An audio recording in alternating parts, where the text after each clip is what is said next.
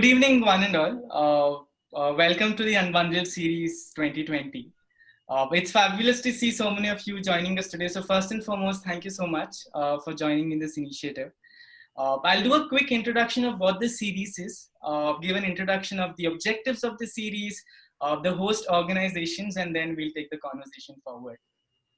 So the Unbundled series is an initiative of Shiksha Lokam to energize solution-driven conversations for the recommendations in the new National Education Policy 2020. The first of this series is dedicated to an integral aspect of the policy, which is ECCE, Early Childhood Care and Education. And this is in collaboration with one of Bangalore's formidable NGOs, Makkal Jagriti.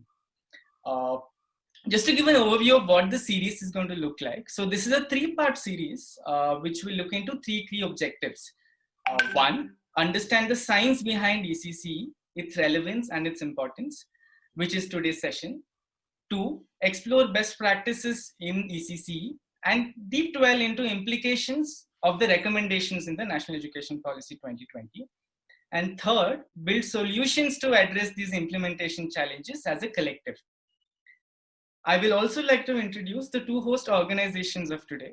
Shiksha Lokam is an education leadership platform under the Shibulal Family Philanthropic Initiatives that aims to enable and amplify leadership opportunities in the K-12 education system. Makkal Jagriti, on the other hand, is a Bangalore-based nonprofit that seeks to create holistic learning platform and empower socially economically deprived children and the community as a whole through multiple programs, be it in the space of ECCE, in school education, and community interventions. This session is taking place on Zoom, as most of you are here logged in, but is also live on the official Facebook page of Makkal Jagriti. In case you're not able to log in using Zoom, please do participate via the Facebook page. The details of this is shared in multiple outlets, including the Google invite that has been shared with all of you.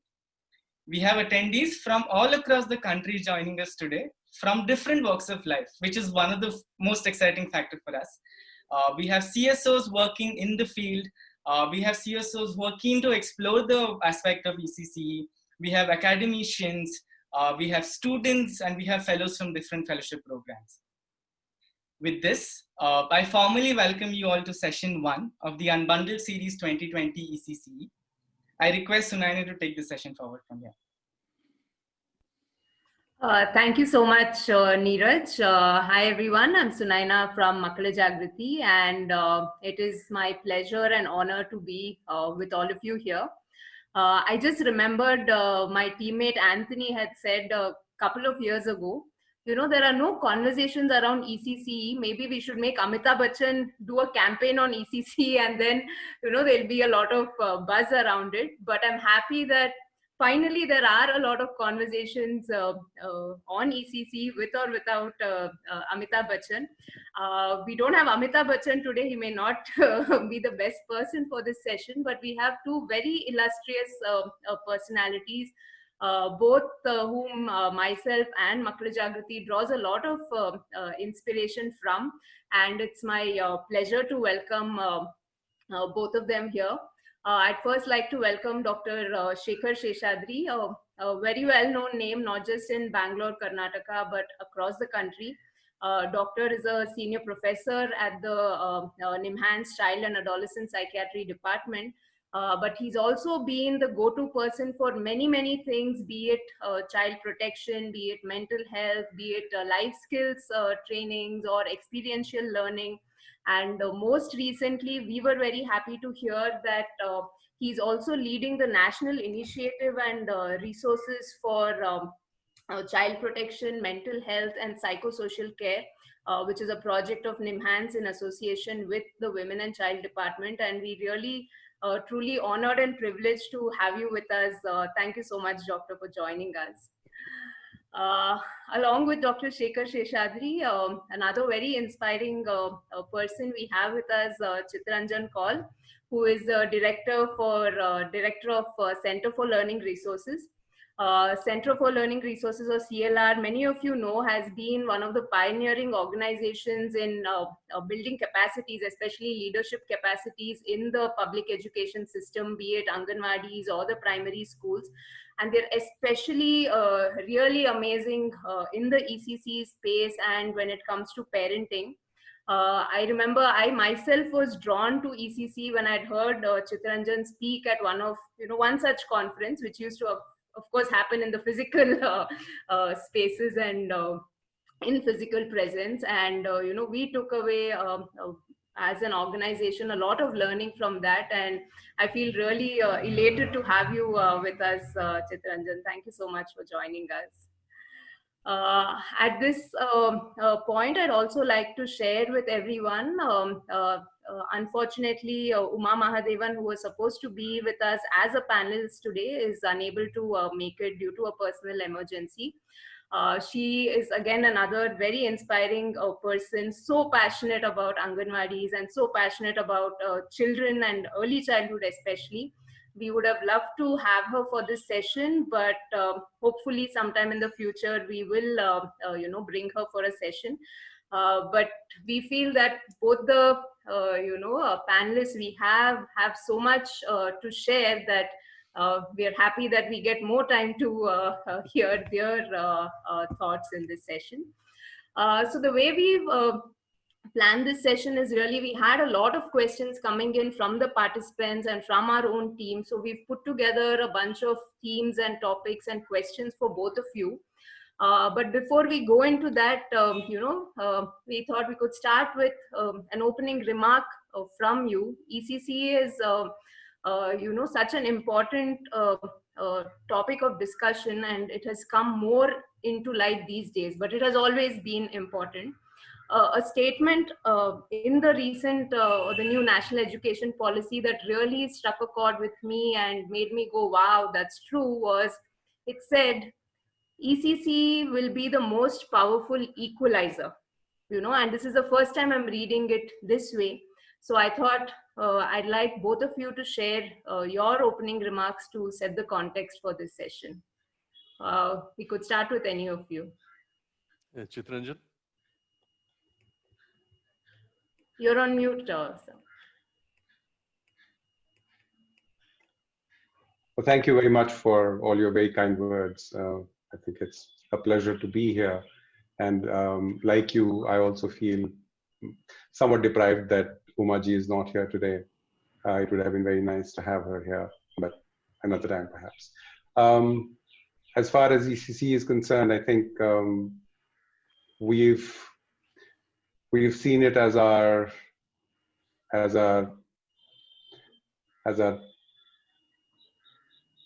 calling in some sense for a long time now.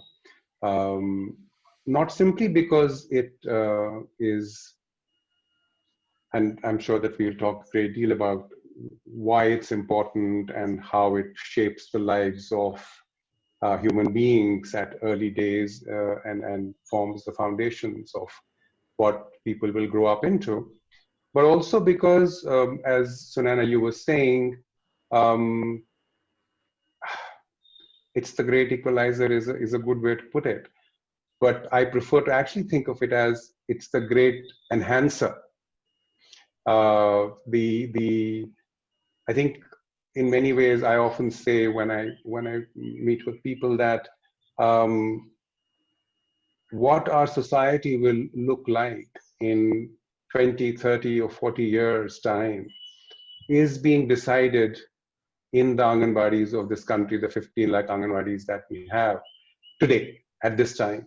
Not only because we will set the lives of these children on a particular path, but also because for most of these Anganwadis, and I'm sure most of the people who are here with us today work with the deprived sections of the community, of the society, and so on. Their access to ECCE, their access to all that developmental and growth opportunities is through the Anganwadis. And when those people begin to get better opportunities. We break some very, very pernicious chains of intergenerational poverty, intergenerational deprivation, intergenerational um, discrimination. And that then lays the foundations for something much, something beautiful to happen to the society, to the community, 10, 20, 30, 40 years down the line. So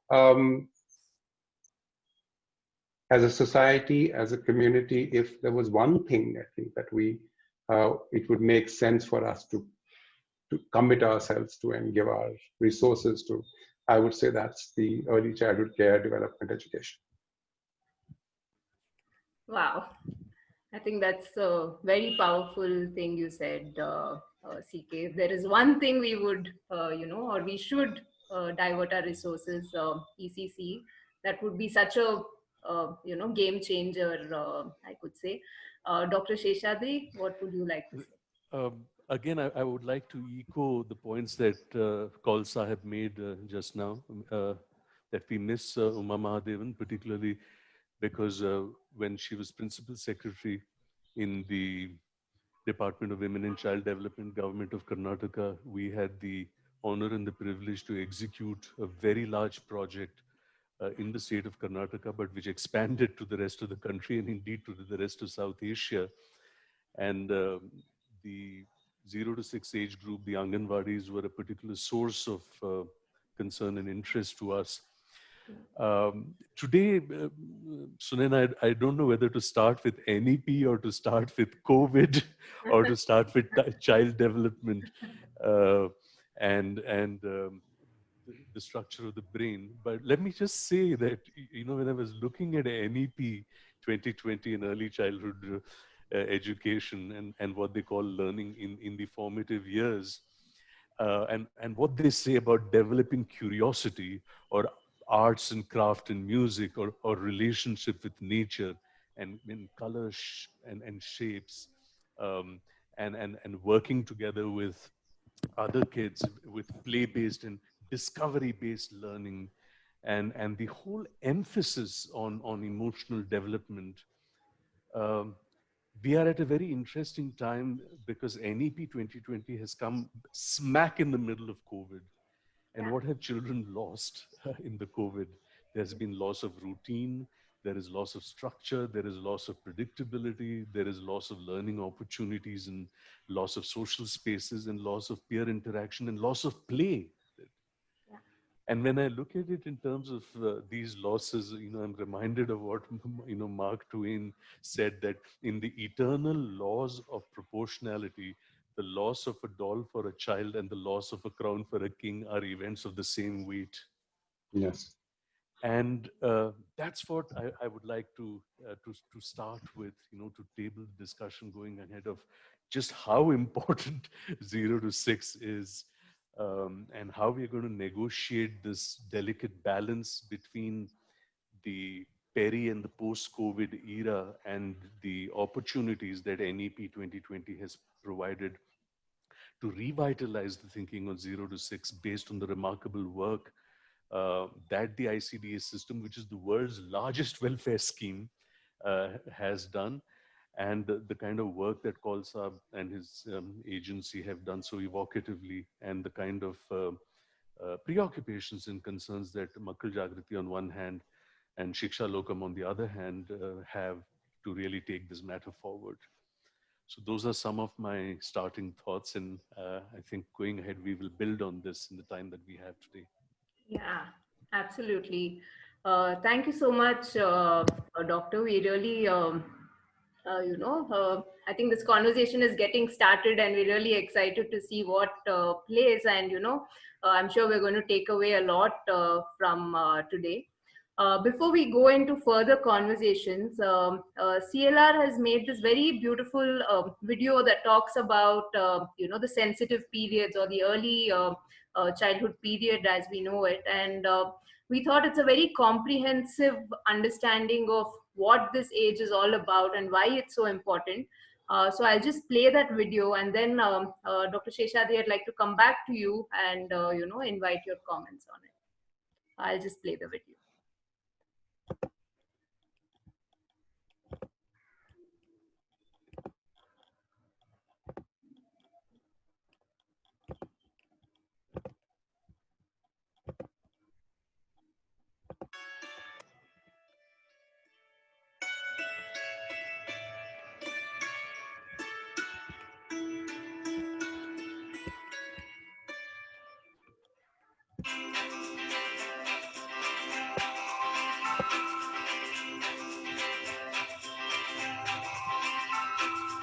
बच्चा पैदा होता है तो उसके माँ बाप, कुटुंब, समुदाय और समाज सबकी बहुत सारी आशाएं उसके साथ जुड़ जाती हैं।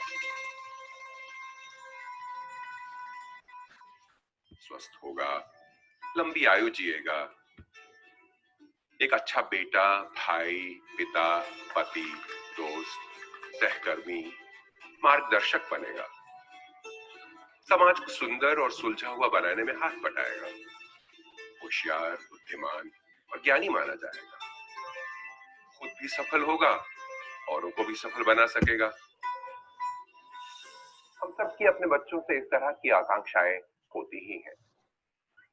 विज्ञान हमें बताता है कि बच्चा हमारे इन चाहे रास्तों पे कितना आगे बढ़ पाएगा, ये बहुत हद तक उसके जीवन के पहले 7-8 साल पे निर्भर है। हमारी परंपराएं तो बच्चे में बचपन में ही अच्छे अच्छे संस्कार डालने पे खूब जोर देती हैं।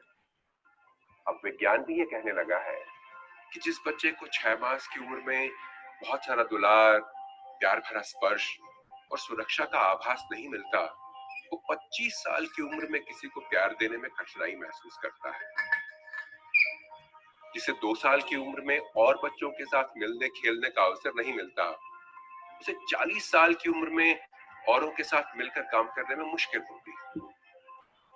जिस बच्चे को 6-7 साल की उम्र में नई नई चीजों के बारे में सोचने, चुनौतियां स्वीकारने और मुश्किल गुत्थियां सुलझाने की आदत न पड़ी हो, उसके लिए बड़ा होकर भी ऐसे काम ठीक से करना एक बड़ी मुश्किल बन जाता है।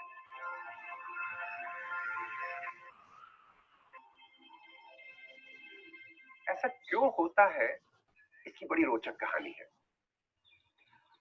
जन्म के समय बच्चे के दिमाग में लगभग 10,000 करोड़ छोटे छोटे कोष्ठ होते हैं। 10,000 करोड़। पूरी आकाश गंगा में लगभग इतने ही तारे हैं। इन्हें न्यूरॉन कहते हैं। जैसे जैसे नवजात बच्चे को नए नए अनुभव होते हैं, ये न्यूरॉन दूसरे न्यूरॉनों के साथ कड़ियां जोड़ने लगते हैं, जैसे एक दूसरे से हाथ मिला रहे हो। विज्ञान हमें बताता है कि बच्चा जो कुछ सीखता है, उसकी जानकारी इन्हीं कड़ियों में जमा हो जाती है। जो अनुभव बार बार होते हैं या ज्यादा गहरे होते हैं, उनकी कड़ियां खूब गहरा जाती हैं। और कड़ियां जितनी गहरी होती जाती हैं, बच्चे की उस चीज को समझने करने की क्षमता उतनी ही तेज होती जाती है। बार बार सुखद अनुभव होंगे तो सुखद चीजों को समझने करने की क्षमता बनती जाएगी। प्यार, प्रशंसा, सुरक्षा का अनुभव करेगा तो प्यार, प्रशंसा, सुरक्षा औरों तक पहुंचाने के काबिल बनेगा। बार बार गुत्थियां सुलझाने का अवसर मिला तो दिमाग में बन रही कड़ियां आत्मविश्वास का निर्माण करेंगी। जहां जहां दुखद अनुभव होंगे, वहां वैसी ही दृष्टि से संसार को देखने लगेगा। मार खाएगा और असुरक्षित महसूस करेगा तो दिमाग में बन रही कड़ियां संसार से अलग थलग रहने को प्रेरित करेंगी।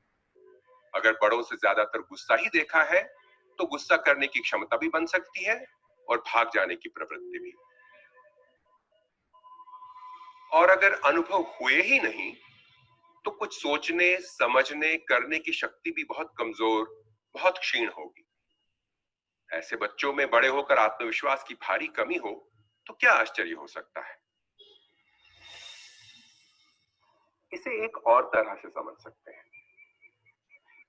कोई भी अनुभव हो तो हमारे भीतर उस अनुभव से जुड़ा कोई नया ज्ञान बनता है, उस विषय के बारे में कोई नई जानकारी बनती है। अगर हमारे दिमाग को न्यूरॉनों से बनाया हुआ एक घड़ा माने तो यूं समझें कि हर अनुभव से ज्ञान रूपी अमृत की एक एक बूंद हमारे घड़े में पड़ती जाती है।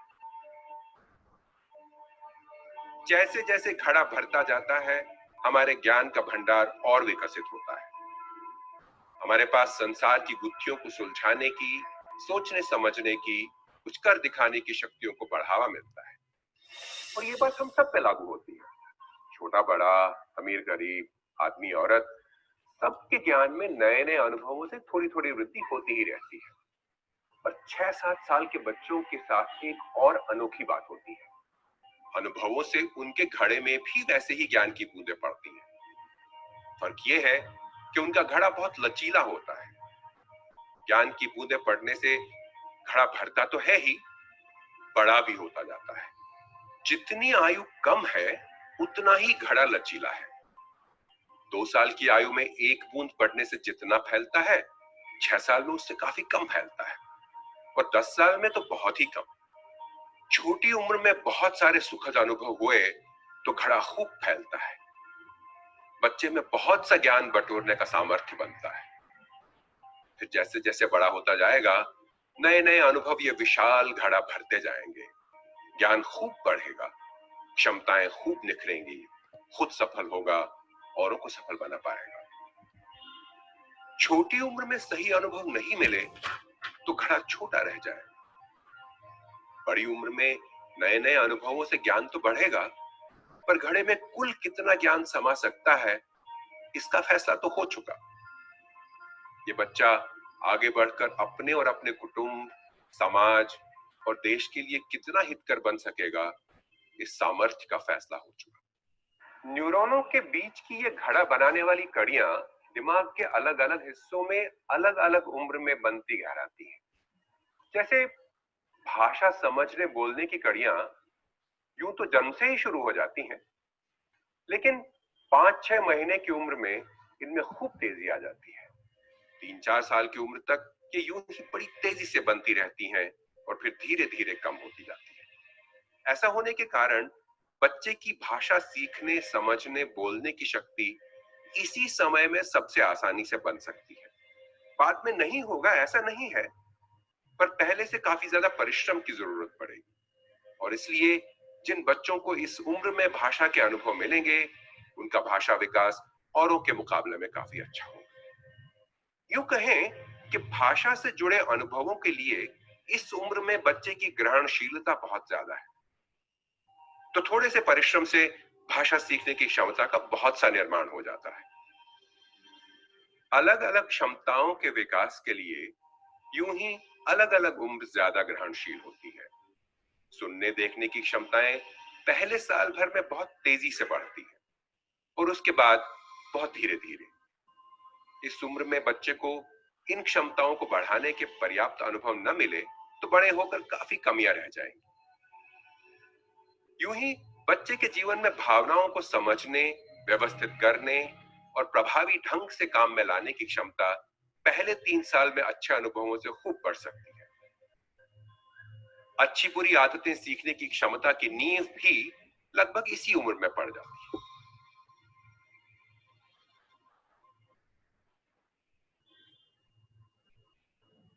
इन क्षमताओं के मुकाबले दूसरे लोगों से रिश्ते बनाने की क्षमता का निर्माण थोड़ी देर से शुरू होता है।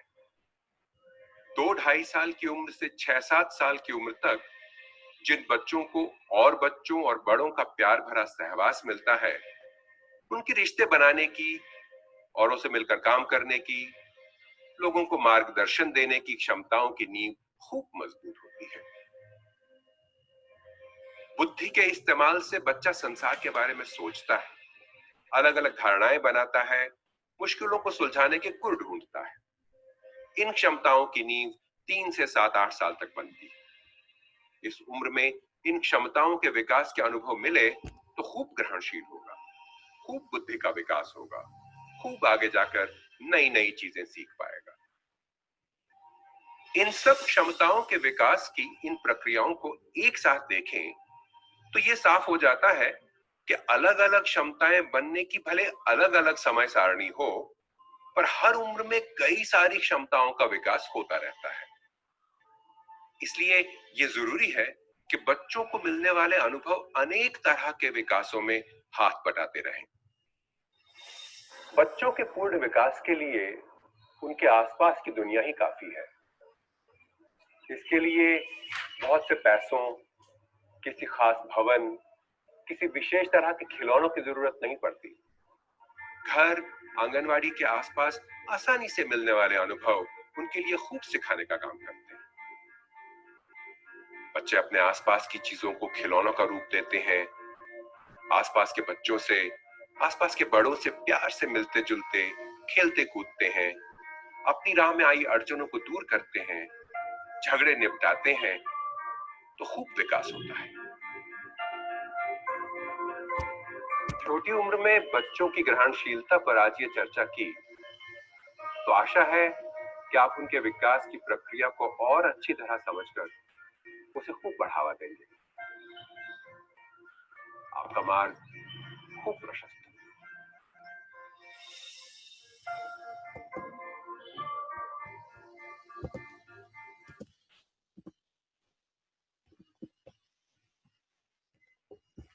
Wow, I think in that 10 minutes, it told us so many things.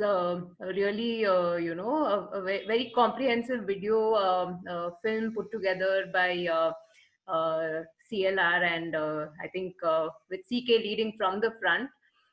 Thanks so much for sharing that, CK.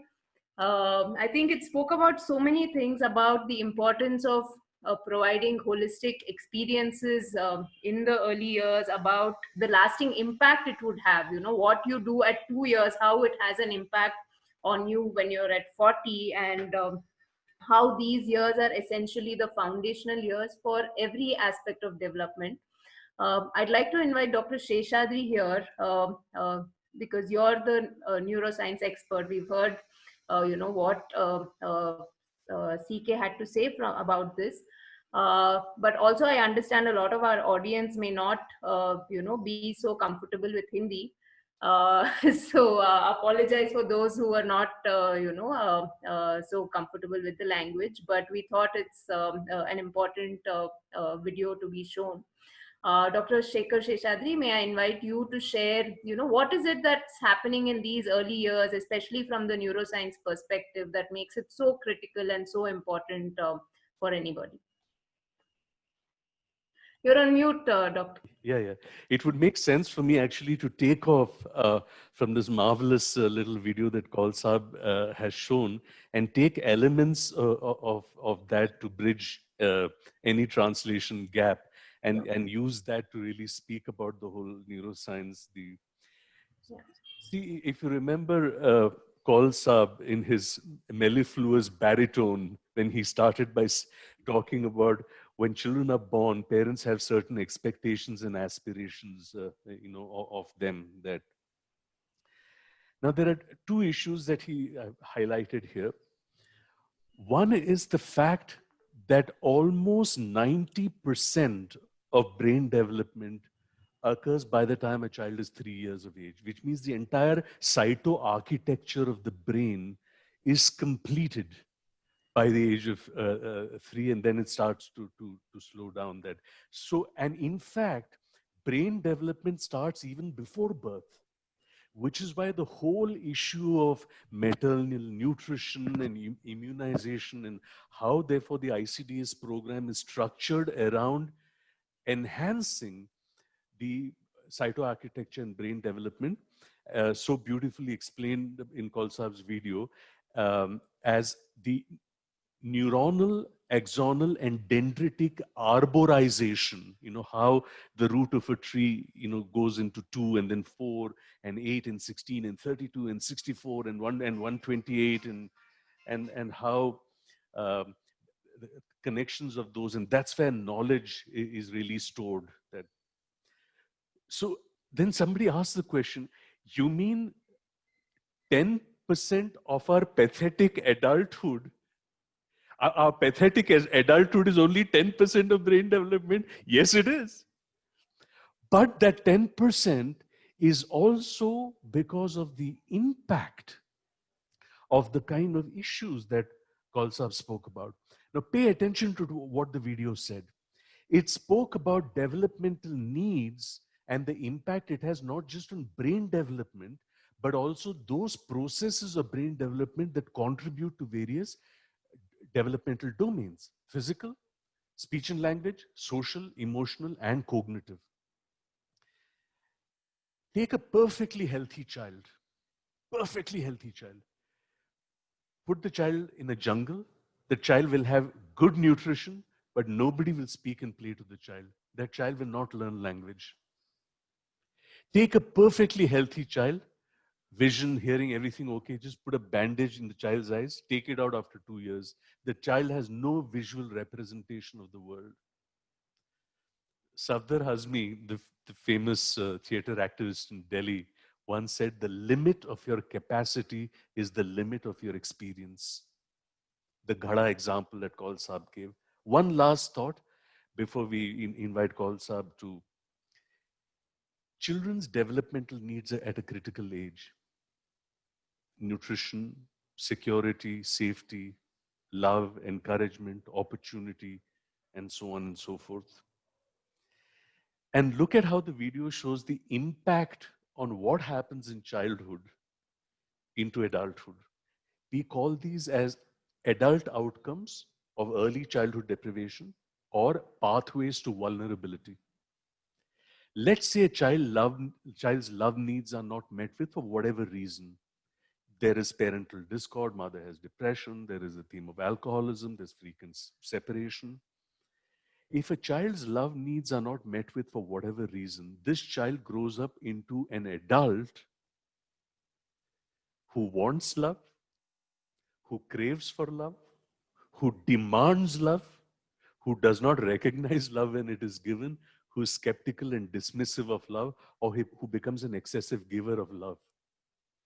So look at the social and behavioral and life skills outcomes of what happens when children's developmental needs across the 5 domains are not met from a neurobiological basis and a neurodevelopmental basis, but also from the social and emotional consequences that occur when these needs are not met with. This in sum is what is beautifully depicted in this video. And I started with this to really bring to focus the importance both in terms of structural brain development and its ramifications and implications in the 5 areas of child development that, if not met with, go on to create later outcomes which manifest as different forms of social skills deficit or learning issues or emotional regulation problems, relationship issues, failure to control aggression, and failure to recognize social cues, and so on. So this is the framework in which we really need to start our cogitation and rumination on this issue. Over to you, Sunaina. Yeah. I think you gave us a very the video as well as what you spoke really is helping me, and I'm sure everyone watching understand what is happening in that age, right? Whether 0 to 3, 0 to 5, 6, probably all the way up to 8. And also you spoke about the ramifications of what happens if we don't get the right experiences. I'd like to ask CK now to comment on, we doctor spoke about these different domains and so many things that have to happen, but how do you make this happen? Because it all sounds quite complex, and there is so much different areas or domains of development that he's talking about: social, emotional, cognitive, fine motor and gross motor and all of this. So how does one get an environment in which all these are possible? Is it as complex as it sounds?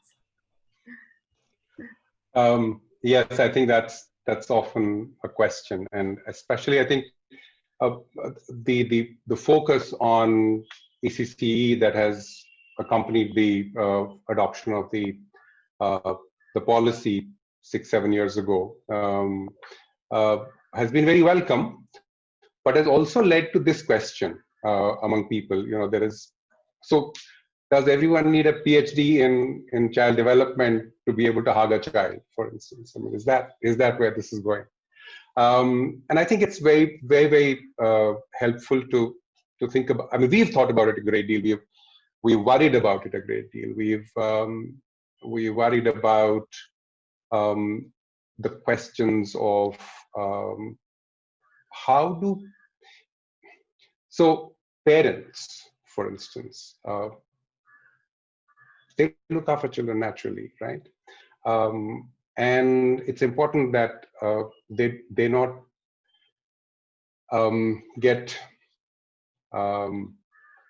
tied into knots, constantly wondering whether they're doing the right thing, that they not develop a sense of inferiority, that they don't really know enough, and so on. And I think another very interesting fallout, if you like, of this whole question of which we talk about in the film, and yet we know that we have then had to manage the fallout of that in many places. This 80%, 90% that Dr. Seshadri was also talking about.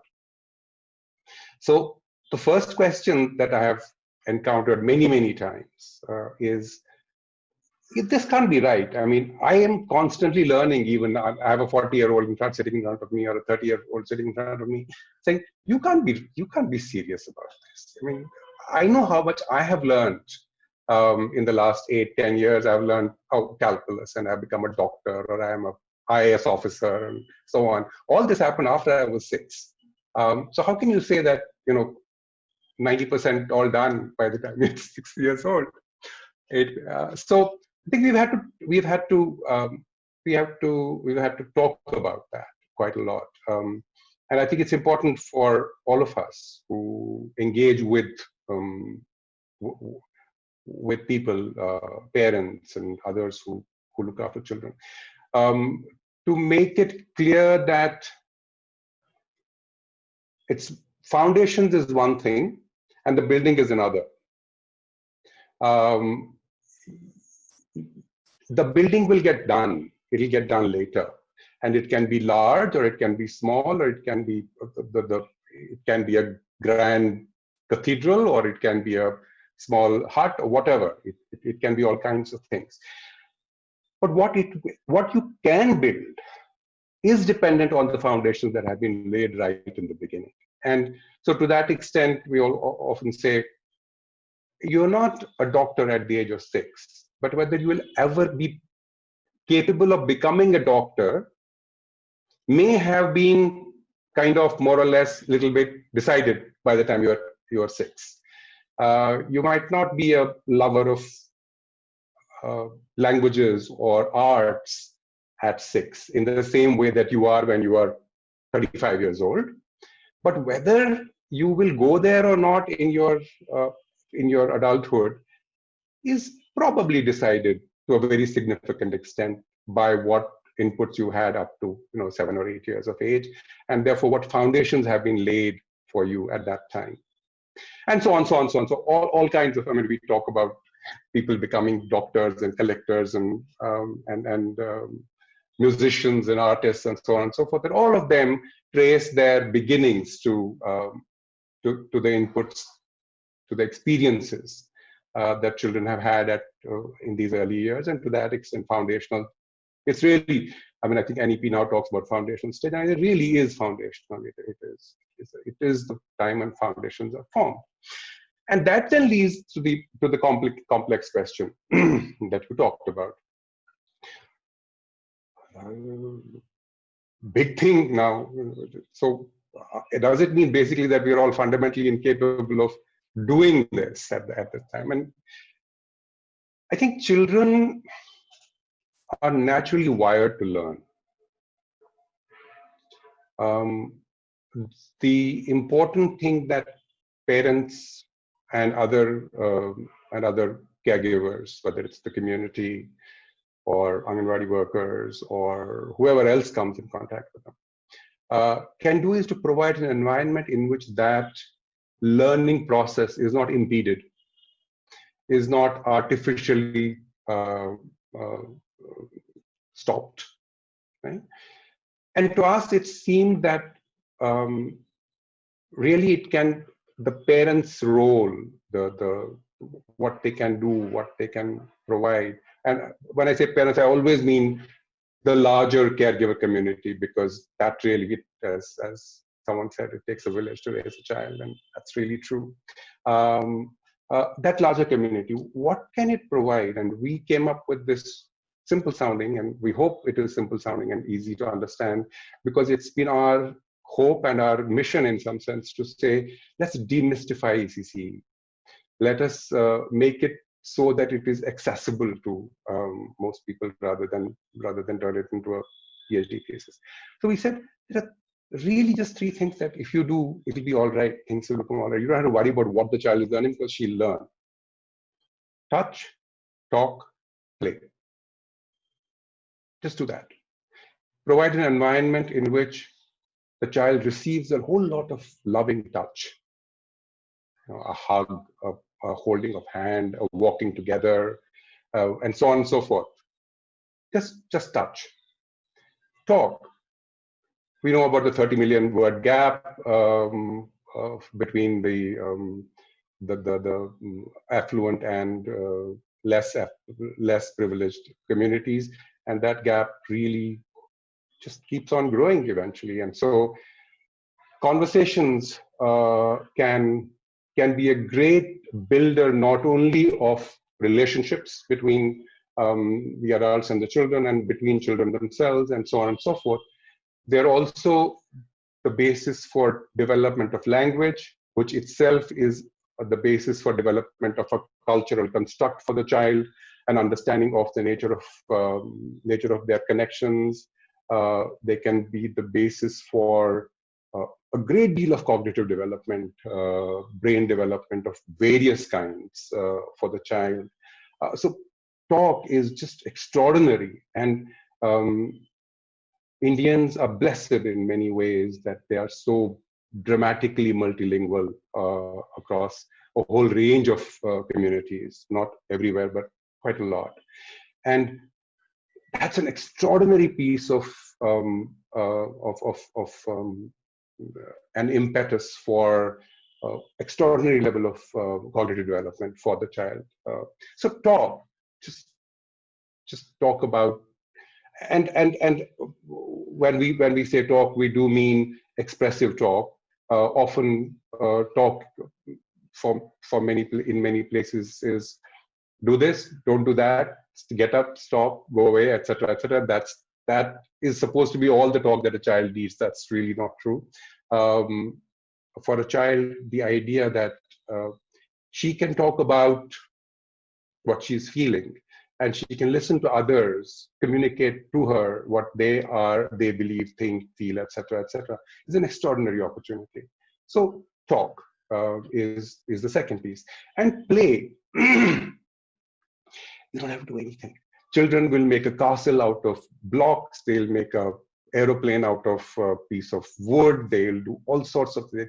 They'll pretend they're doctors and engineers and bridge builders and so on and so forth. And each time they do that, they make sense of the world around themselves. They make they invest it with meaning, and that meaning then becomes the basis on which they build their bridges to the rest of the world.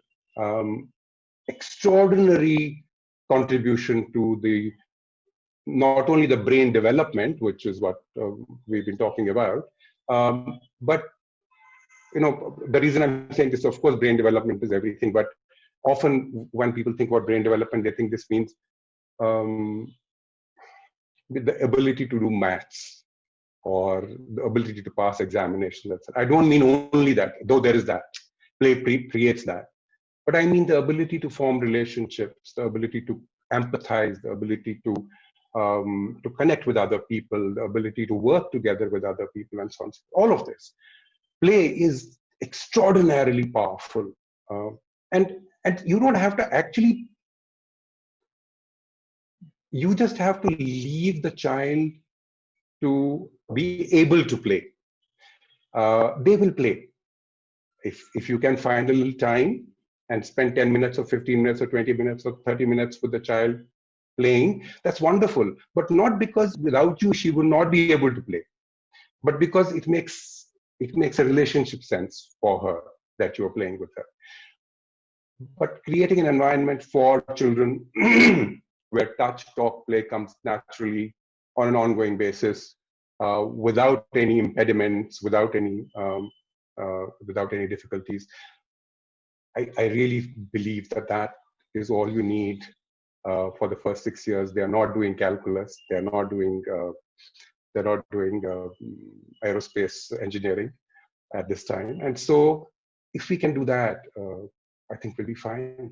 We'll be fine if we can provide that atmosphere.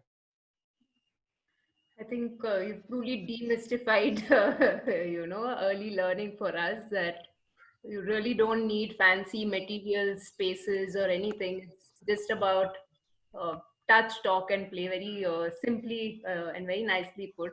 Dr. Sheshadri, would you like to add something to, how do we provide these experiences? Anything else you'd like to add to that? There are some very interesting points that Kaul has raised. The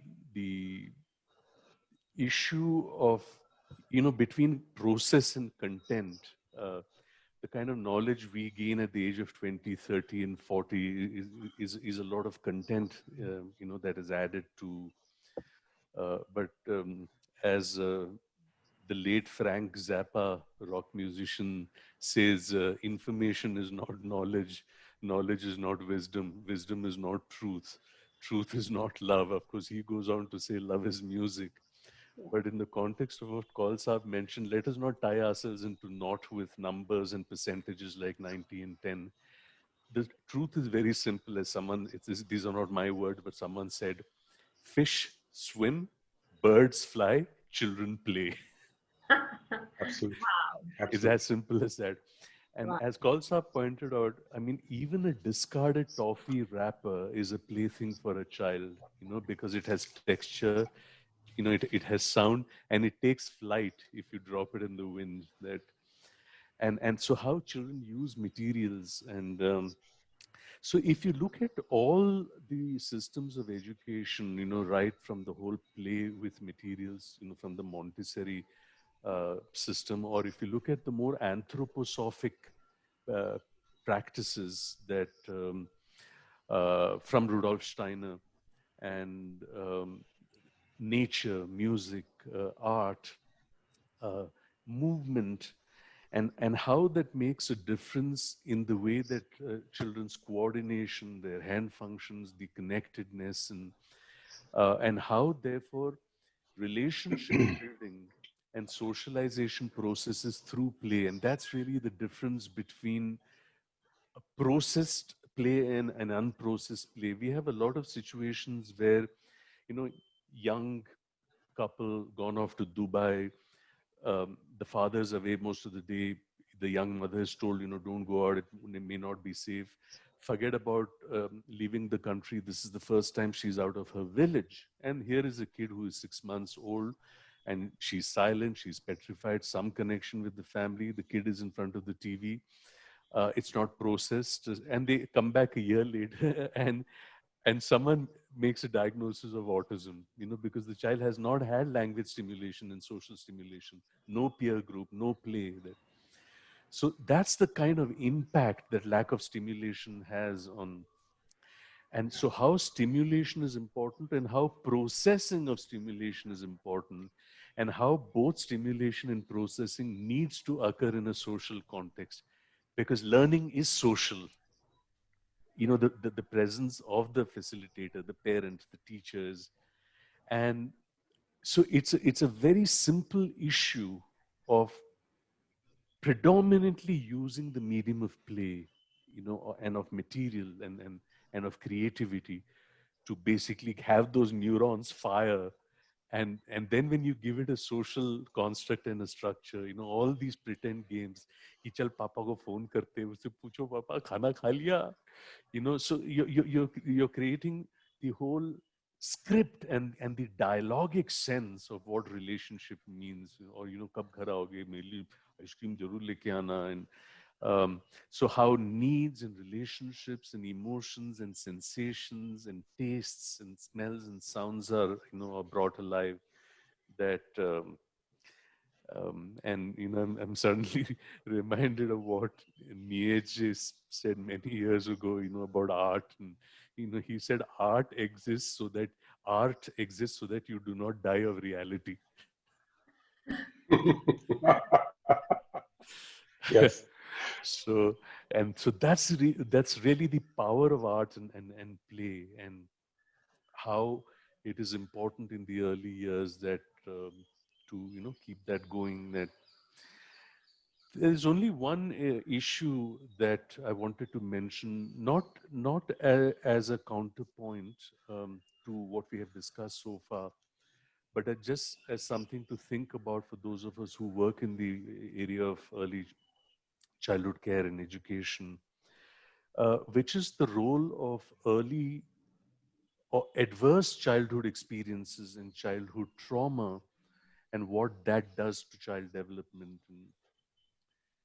And COVID is a current pandemic. Domestic violence and adverse childhood experiences are an everlasting pandemic. That and the tragedy that we listen to in a clinical setup sometimes, of the kind of realities and often brutality, or brutal circumstances that family come with, and what happens to those children. And, now, adverse childhood experiences and childhood trauma have significant impact on those parts of the brain that really um, control emotional regulation, because children do not have, therefore, experiences in which the regulator develops, particularly those experiences that cause attachment injuries, frequent separations, a mother with depression unable to engage with the child, and the sensitivity to understand, given the, and this child is bright, this child is capable of learning, but there are, so what happens in the space where early childhood education taking place is one thing, but the child goes back to a space, and do they counteract each other and cancel the impact that it has, and how do we maintain something that goes on in the home situation itself.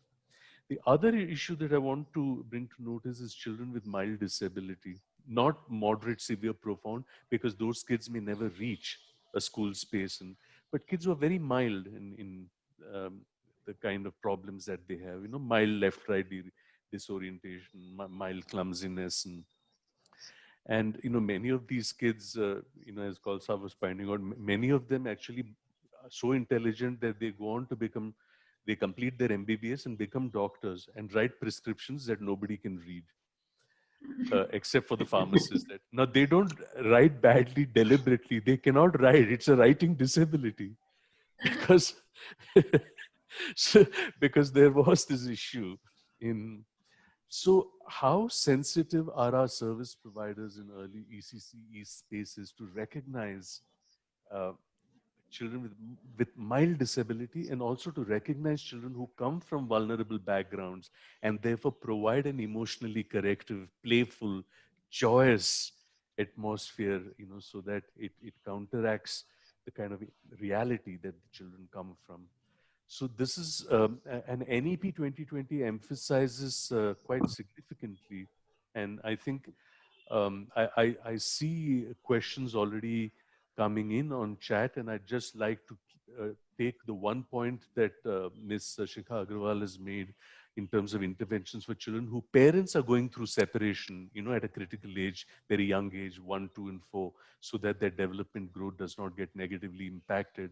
And it is precisely maintaining developmental experiences and stimulation for this child, even though you are going through a problem.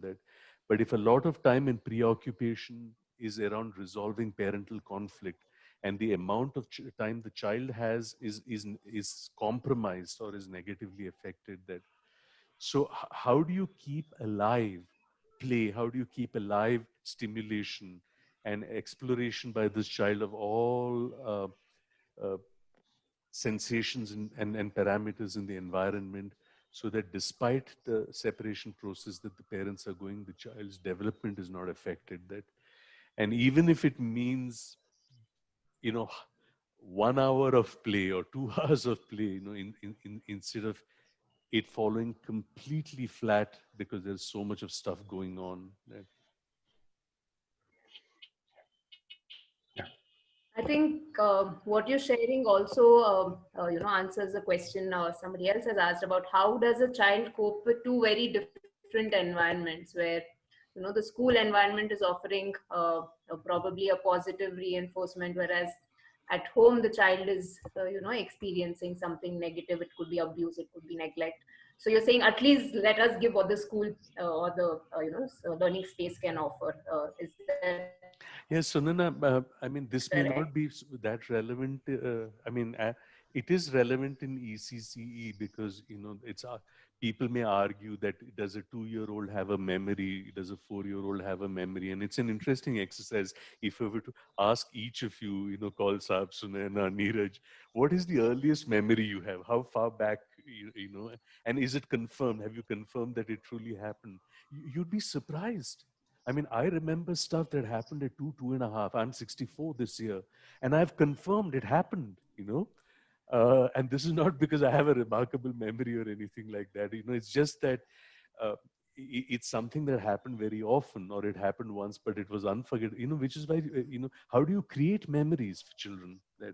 And why do children therefore say, what I remember about, or adults, when you ask, what I remember about my childhood? I remember that in my house, I had an antique bell. It was 100 years old. It was my job to ring it during meal times. And now at age of 35, it has pride of place in my house. What I remember about my childhood? That mango orchard in the backyard and was stealing mangoes even when I was 6 years old, and I got caught and I got a thrashing from the guy who, or what I remember about my childhood? All I remember is every day, thinking to myself, why the hell was I born in this family? So experiences in the Anganwadi can really make a difference. And this is why when this 35-year-old techie comes back to school and meets his teacher who's on the verge of retirement and says, teacher, do you remember me? And she looks at him, and then puts on her glasses and says, no, sorry, I don't. He says, but I've never forgotten you. I don't know whether you remember, I come from a very bad family circumstance. And truth be told, I'm not reconciled with my family. But I don't know what it is that you saw one day on my face. I was 6 years old. I'm 35. I'm teacher, I'm talking about 30 years ago. You called me aside, and I still remember you didn't shame me in front of other children. And you asked me, child, you appear to be very down. Is anything the matter? And I told you, Mummy, Papa, ghar mein jhagda karte. And you said, it must be so difficult to, please feel free to speak to me. And teacher, I have never, ever forgotten that act of kindness. So you'd be amazed the kind of impact that you can make on children's lives, that you can change the trajectories of their life by even a small intervention of this nature. The graphs that Kaul Sahib showed, if a trajectory is going somewhere, you give a little intervention and you can completely change the trajectory of children's lives. That's the remarkable power of early childhood care and education. Over to you, Sunaina. There's a question I just read, and it's also a question often asked. We did not go through formal preschools. A lot of us, probably both of you also, never went to an Anganwadi or a preschool, probably directly started with school. I'm not so sure, but I'm making an assumption here. So the question is, why now so much talk and, pressure on, in a way, formal learning or learning itself for this 3 to 6 years age group? CK, would you like to comment on that? Yeah, I think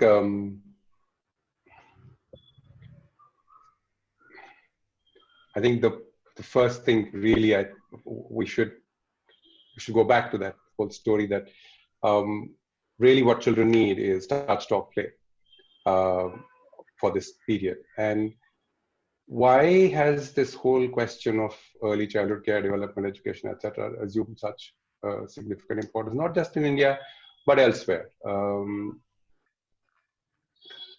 I think there's an interesting statistic that might be helpful.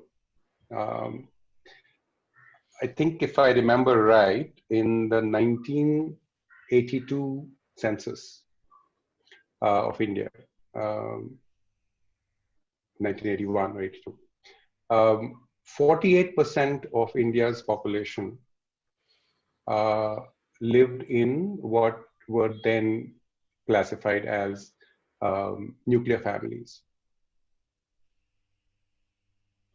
The number was 48%. In the 2012 census, the latest, that number jumped to about 72%.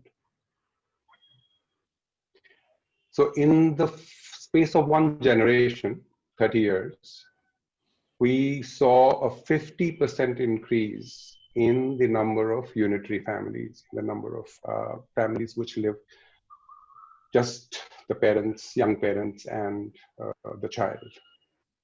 That has had some very interesting, perhaps undesirable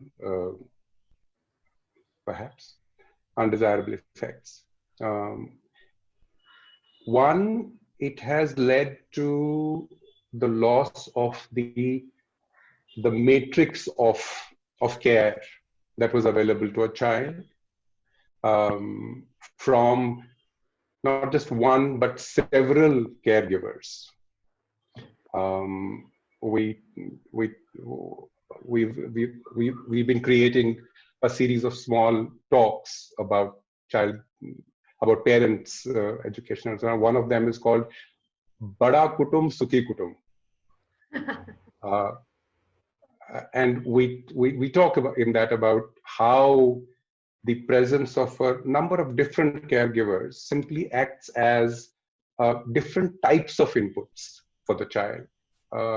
It simply provides for a more holistic set of inputs for the child, which then makes it possible for them to experience a wider range, not only of wider range of care, wider range of affection, wider range of cognitive development, and so on and so forth, all that. That has been lost to our children, to a very large number of our children. That's one thing that has happened as a result of this increasing nuclearization. The second thing that has happened is that the support systems that were available to the parents in those larger spaces have been lost. So A, the support systems are gone. B, a whole lot of wisdom, parenting wisdom that existed as a part of that whole matrix. That's gone. So you have really young parents who have very little understanding, who have had very little grounding in what it means to be a parent. And like I said, I think if all they knew was touch, talk, play is enough, that would be enough. But it is not. They don't get that. They get all kinds of really unfortunate inputs about what it means to be a good parent, etc., etc. So what is happening really is that a whole lot of our young parents are really ill-equipped to provide the care at this time that children need. And so what has happened as a result of that is that the need for some kind of institutionalized care has become necessary. It is. I think it's unfortunate in many ways. I think that is where we are as a society. But it's a reality. It is true that parents are at a loss, not just in urban areas, but also in rural areas. And so, to that extent, I feel it becomes necessary to do something institutionally. Unfortunately, I don't think we have done too well, even institutionally. I think it took us 40 years of ICDS to even acknowledge ECC as a priority by talking about a policy. And if you look at the last 7 years of the policy having been in existence, I think we've taken it casually. We have not really, I think it's hard to say that we have used these 7 years well as we could have, let's say. There are many states where there's a lot of work that has been done, a lot of improvement has happened. And yet overall as a country, I think we have not really taken that thing as seriously as possible. And I think one thing that the policy does, and which has not received any attention at all, is the policy talks about parent education. I'm talking about 2013 policy now. It talks about parent education. It talks about engagement with parents. The entire focus of ICDS has almost everywhere, and there are honorable exceptions, but otherwise it has been on what to do in Anganwadis. Whether that has happened well or not, that's a separate question, but the focus has been on that. But really, I think the question of ICDS needs really very, very strongly to focus on how parents can participate, can be coached, can learn how to provide the right kind of atmosphere for the children. And COVID has really sort of brought us face to face with that suddenly much more. Today, all the rage is about, okay, how do we get that care which Anganwadis would have provided in homes, and therefore parents have become the front line in some sense as far as the governments are concerned. And it should always have been like that, and it should be like that going forward as well. That parents must be seen as an integral part of the overall system which provides the inputs to the children, apart from. And having said that, as I said, the reasons that we talked about, I think institutionalized care will be a necessity in some ways.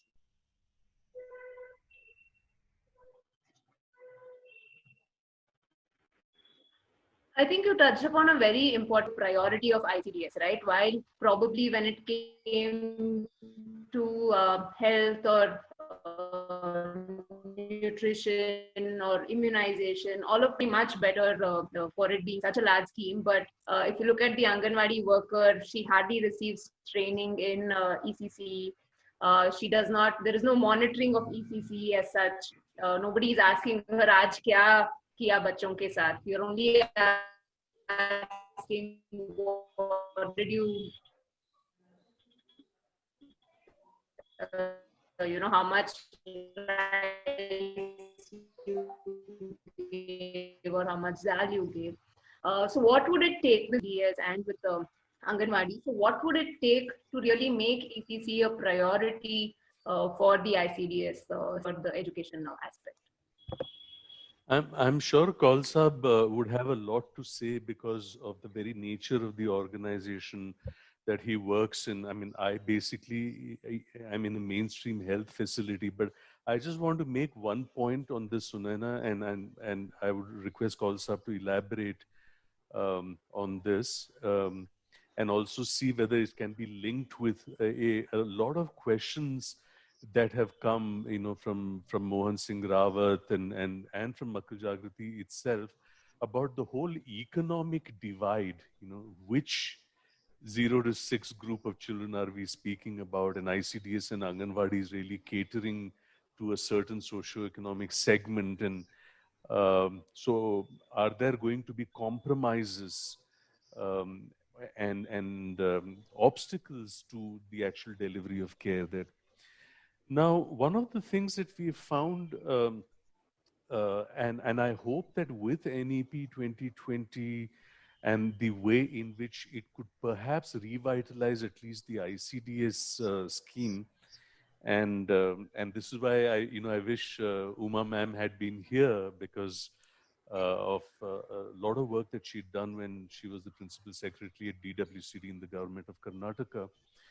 Is that while there are job development centers and there are agencies that train the Anganwadi workers, and sometimes with the form filling and this excessive preoccupation with immunization and nutrition, looking at the other domains of development and the extent to which, and a lot of these Anganwadis, there are these spanking new toys not even taken out of their plastic covers.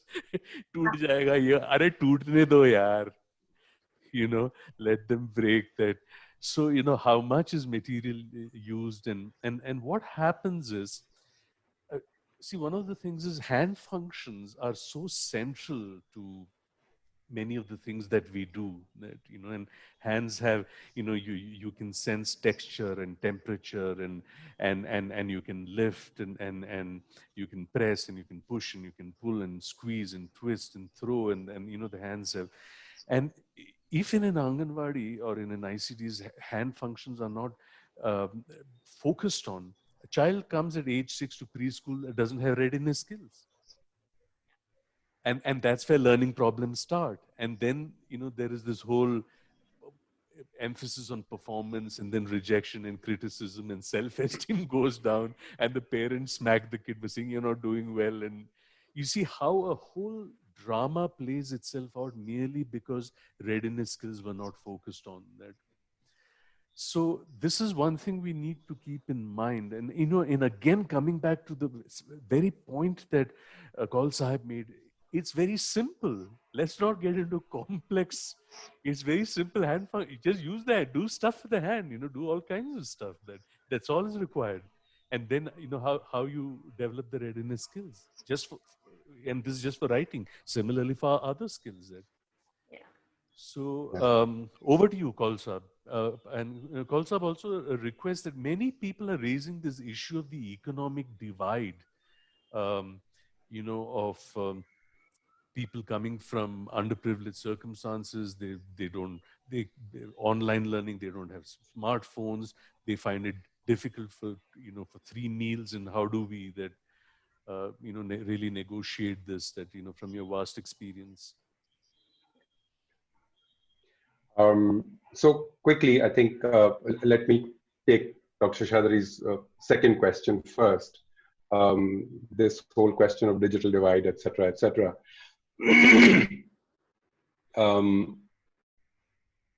Children don't need computers or phones or tablets or anything to do what they need to do, to get to where they need to get to. Which means that, as we said earlier, and Dr. Seshadri was talking about it quite eloquently a short while ago, play, talk to the child, touch them, give them a sense of security and safety, give them a hug, and they will do all the things that they need to do in order to get to the point where, so they will naturally pick up something and scribble on the ground. You don't have to tell them, now we will do an activity for developing hand-eye coordination. They will develop hand-eye coordination if they're not locked up in one place, in one room, where there's nothing else to play with, and so on. So children do not need the fancy stuff. To that extent, for children, the question of the digital divide, which will happen as they go forward, as they go into school, where unfortunately there'll be more of this stuff. But at the youngest ages, that is not an issue. But it does come up in a very interesting way. So, for instance, as I said, in COVID times, we work in a lot of Anganwadis where we try to develop the capacities and the space where the Anganwadi workers can provide the right kind of stimulation, environment, etc. to the children, and so on. Now, COVID has stopped all of that for the moment. And what we did was we responded by creating a whole series of messages for parents. Talking about the kind of things we've just been talking about here. I mean, it's not rocket science again. Focusing especially on the messages over, what are the things that parents, whether they are literate or not literate, whether they are well off or not well off, what can they do which provides a rich learning environment for their children? So this is what we've been doing. And of course, ICDS is the natural transmission medium for these things. ICDS has an Anganwadi in every village of this country. It's an extraordinary reach. There are 15 lakh Anganwadis in this country in 15 lakh villages approximately. So and of course, because we've been working with ICDS quite a lot for a long time, we've been basically, we've teamed up with ICDS in several states to get these messages out to the parents. Some very nice things have happened. As of now, today, we estimate that probably something like 5-6 lakh families are getting these messages on a weekly basis. The reach of these families, these Anganwadis through which these messages go, is probably 50 lakh families. We're only able to reach about 5 lakh. Why is that? Number of reasons. Some parts of that are simply that, as there's probably 40% of India's children who the Anganwadi system doesn't even pick up, unfortunately. They are somewhere, and so on. And then you have the next step that causes the decline in the reach is digital divide. Our messages can go down if the Anganwadi workers have a phone, because that's how they receive them, and then that's how they play them to the parents. In one state that we work in, about 65-70% Anganwadi workers have phones. And even smaller number has meaningful access to internet, and therefore the ability to receive it. And even smaller number has independent access to a phone, because actually the phone is the family's phone. So the message can come, but it's with the husband, or it is with the father, or it's with somebody else, and it gets lost, and so on and so forth.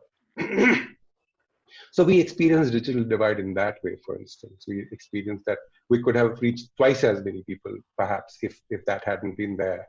If the adults in the system, which is the Anganwadi workers, supervisors, etc., had the ability to access these messages and to take them to the parents and so on. As it is, that reach is probably cut by 50% or something like that. We try different ways in which to address that, and hopefully we'll get, there are ways. People have been very enterprising. They have found different interesting ways of doing that. And yet there are people who don't get it. And so the reason I'm telling this whole story is, I think it's important for us to look at, in the context of ECCE, what this digital divide actually means. It does not mean the ability of a child to open a tablet and listen to a nursery rhyme being played to her on the. It doesn't matter. It's not necessary. She doesn't. There's not a huge amount of deprivation that a child experiences because of that. The child can get everything that she needs without those things. But I think it is true that digital divides are creating a distinction between those who might receive the information, those parents who might receive the information, and those who might not. I think that's a reality, and I think all of us have to be working on that on an ongoing basis to the extent that we can. So that's where I would come down on that one. But I really feel, I think it's very important for all parents of under 6, under 7, under 8 children to recognize that you don't need computers for them. Children don't need computers. You might need computers. That's possible. That I'm willing to acknowledge that. As parents, you might need it, but children don't need them. In fact, there's tons of evidence today that it is not good for children to spend a lot of time in front of screens. So, I mean, you might not be able to prevent a child from looking at a screen simply because there's so many of them around that you can't very well keep them away if you are sitting in front of the screen all the time. But let us not labor under the misconception that if the children do not have a screen in front of them, there is some big deprivation going on. There isn't. And I'm talking about children under 7 or 8 at the start.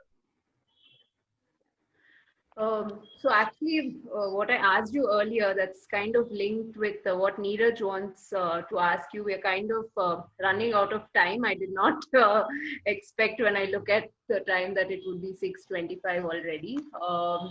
I have a suggestion, Sunaina.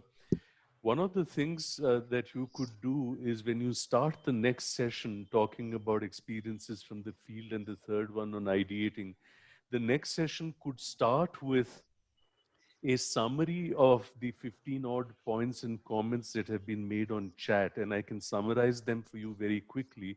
A lot of them have to do with the digital divide, screen time, affordability, and whether there is a design to implement a model in deprived communities. And so the whole privilege versus deprivation paradigm seems to be coming through very strongly and this is one issue that you could. The second issue that has come up is a more technical issue, or rather programmatic issue, which speaks of concepts like metacognition. And other than the three, the touch talk and play paradigm, are there any other simple things that, so some focus on methods that you could speak about. The third theme that seems to be coming through is the whole theme of trauma, and which is why I have put the website, which we developed as part of our work when Uma Mahadevan ma'am was the principal secretary, which is www.nimhanschildproject.in. And if you navigate this website and look at the sections on interventions and training, there's a lot of stuff on how to work for trauma, both with very young children as well as with some questions that have come on the older age group. So I wanted to say that these are three major themes that seem to be coming from the chats, and you could sort of summarize this as a preamble or as an opening to the next session. So I wanted to table that and take the opportunity to thank Shiksha Lokam and Makal Jagriti very much for this opportunity, and also the privilege and honor of sharing a platform with Chitranjan Kaul, and over to Mr. Kaul for some of his comments in closing. Neeraj actually has a question for which we require your closing remarks, but thanks so much for summarizing all the question and answer. We were actually thinking we would respond to them post this, because some may be very specific to what both of you could bring. So if that be the case, we'll write to you and ask for your comments as well. Sure. Over to you, Neeraj.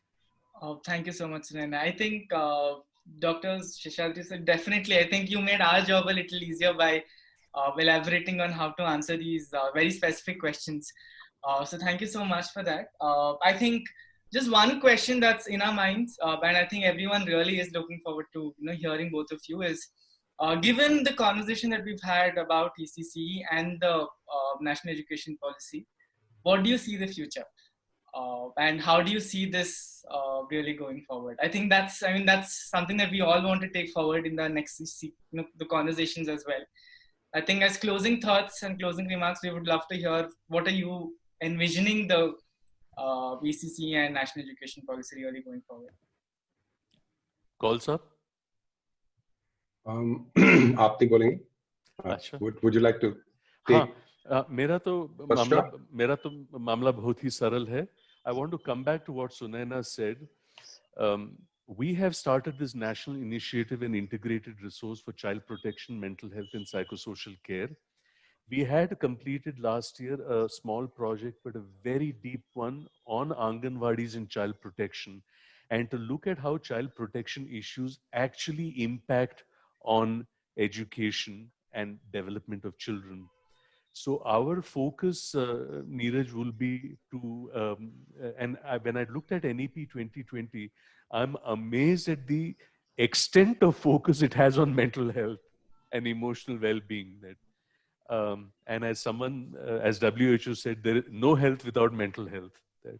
So our focus through this project is going to be to work extensively in the education sector and with ICDS as well to look at the relationship between child protection, mental health and education, and see what kind of activities that And just for your information, the website that I gave you in the intervention section has a lot of material that we developed for Anganwadis, including for Karnataka, a set of almost 30 to 40 songs that Anganwadi teachers themselves collected and put together. So we have a lot of material on how to work at other areas of development, which then contribute to core pre-education or early education. Right? So this is a commitment that we have, and we would be happy to work. We are supported to work with Makkal Jagriti, with Shiksha Lokam, with CLR, and our assistance and collaboration with you is absolutely mandated and supported. There will be no training fee, there will be no resource fee. We are supported to do this. It will be our honor and privilege to associate with all of you. Wow, thank you very much. That's wonderful. Thank you very much.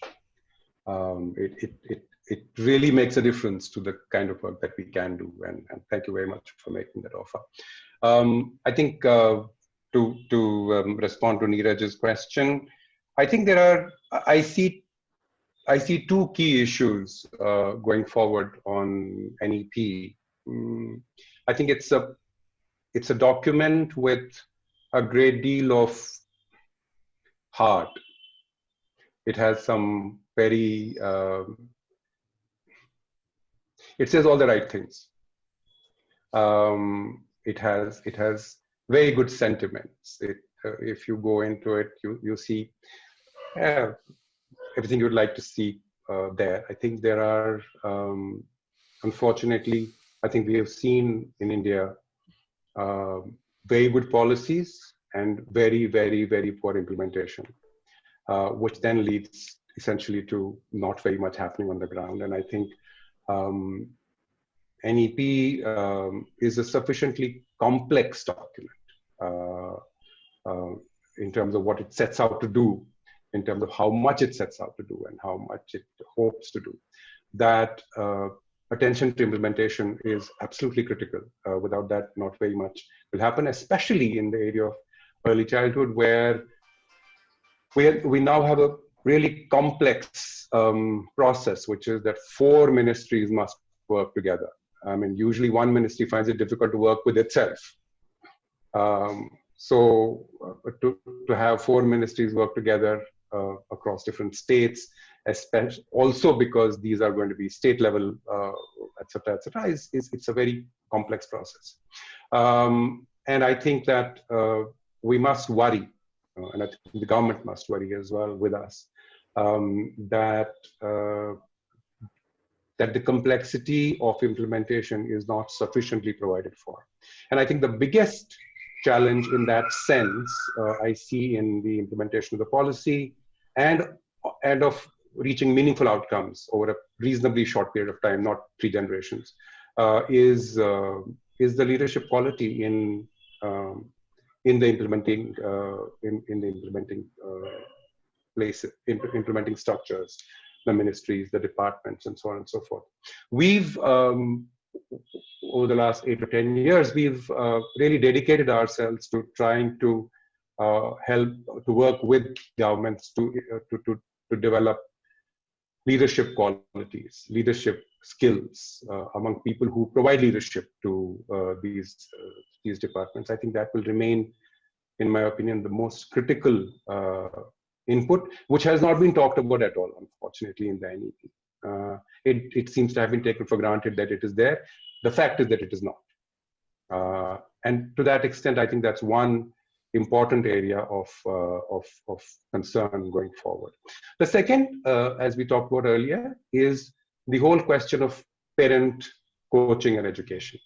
The reality is that the parents are not well equipped, and the reality is that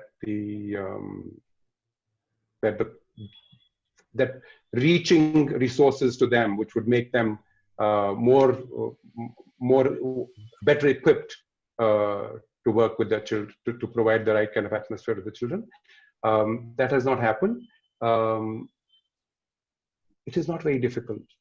It's not very difficult to do that. We've done several pilot programs in different states, different places, which have demonstrated how much parents can in fact learn and change and so on. And even now within this COVID time, we have started this, as I was talking about earlier, the Sajag program, which is essentially a series of audio messages that go out to parents. And in spite of its broadcast nature, we've seen significant learnings happening at the parent level and in the chain of transmission in the ICDS, which is a great thing, because once those capacities build in ICDS, they can continue to use them over a period of time, over and over again. So we think there are certain specific action steps that can be taken, as I said, A, to build leadership capacities in ICDS and other departments who are going to do this as a part of the NEP, and to provide parent support and parent coaching, and essentially community level empowerment to look after our children, to help them grow more meaningfully. I think that is what I think are the two pieces that I would strongly recommend to the government to look at as they look to implement NEP. Thank you so much, sir. I think exactly these are the questions that I think we will have to constantly start looking into. And I mean, that's exactly, I think, why the session and the series even came to existence. And both of you, I think, just gave the context in such powerful perspectives that I hope, I mean, to me, this was a crash course on ECC. And I feel like that definitely is, I think that for me is a wonderful takeaway as such. So I think first and foremost, I really have to thank both of you, Chittaranjan sir and Dr. Shekhar Seshadri, for not just being a part of this conversation, but just for making it so enriching and making it this powerful. And I think from both Shiksha Lokam and Makala Jagriti, we can't thank you both enough. And the fact that even Dr. Seshadri agreed to kind of collaborate and take conversations forward, I think is such empowerment to all organizations in the field. So I think on behalf of all the attendees and both of the organizations that are hosting, thank you so much, both of you, for being a part of this conversation. Second, I have to thank Sunaina for being such a great facilitator for the entire conversation. I think we tried covering as much as possible, and I think, Sunaina, thank you so much for that. And I think in the end, to conclude this, I'd really like to thank the amazing set of participants who've not just been engaging here, but just asking such relevant questions that have made this conversation that much more enriching. I'm just going to take what Chittaranjan sir said in the end. Our next conversation is exactly about the said, things that sir said about what are we doing with implementation of the recommendations of the National Education Policy itself. So a brief information about the next session. So we're meeting again on September 17th, that's next Thursday, at 5 p.m. And the conversation is going to be, one, understanding best practices from organizations, such as CLR and Pratham, and also listen to, academicians such as Professor Vinita Kaul, who's been who's been a part of the entire, drafting of NEP of sorts in terms of recommendations. We will also start deep diving into the implications of national education policy and really see how we as a collective can start bringing solutions onto the table. And with that, I think I'll thank one and all for being a part of this conversation. Hope to see you all for the next session. We'll share the details of it very soon. So yeah, thank you so much, everyone, for joining. From Shiksha Lokam and Makala Jagriti, we are super grateful for this. Thank you. Namaste. Thank you Namaste. very much. Thank you. It's been a pleasure. Namaskar. Namaskar. Thank you, Dr. Seshadri. Kaul sahab, pleasure to meet you. Milenge phir. Zero.